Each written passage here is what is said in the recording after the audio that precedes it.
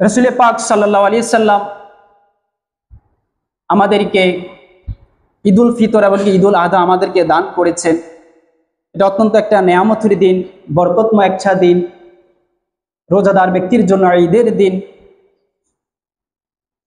আমরা কিছু ঈদের দিনের সুন্নত সম্পর্কে ধারণা নিব। ঈদের দিন যখন আসবো সকলে একটু তাড়াতাড়ি, ঈদের দিন সকাল সকাল উঠে হচ্ছে সুন্নত। ঈদের দিন সকাল সকাল উঠা কি সুন্নত, এমনকি আমরা তো ফজর নামাজ অবশ্যই পড়ব। দ্বিতীয়ত হচ্ছে সূর্য ওঠার পর থেকেই এরপরে আমরা গোসল করে নিব, ঈদুল ফিতরের গোসল করে নিব। এরপরে আমরা ইসলামিক শরীয়ত সম্মত মোতাবেক আমরা সাজসজ্জা করব। ইসলামিক শরীয়ত মোতাবেক আমরা কি করব?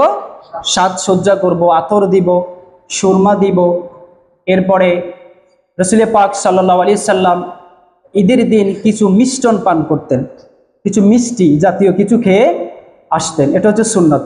ঈদের দিন ঈদগাহে আসার আগে কিছু মিষ্টি খেয়ে আসতেন।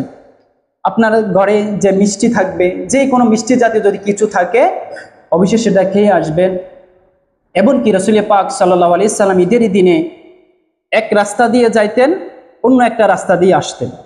এক রাস্তা দিয়ে আসতেন, অন্য রাস্তা দিয়ে যাইতেন। সাহাবায়ে কেরাম প্রশ্ন করলেন, ইয়া রাসূলুল্লাহ, আমরা আপনাকে দেখেছি আপনি ঈদগাহে আসার সময় একটা রাস্তা দিয়ে আসতেন, যাওয়ার সময় অন্য একটা রাস্তা দিয়ে যাইতেন।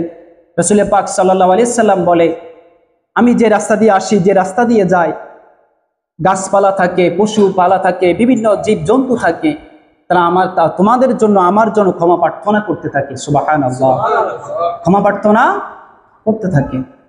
ঈদের দিনের সুন্নতগুলো অবশ্যই আপনারা খেয়াল করে আসবেন, এগুলো পালন করে আসবেন।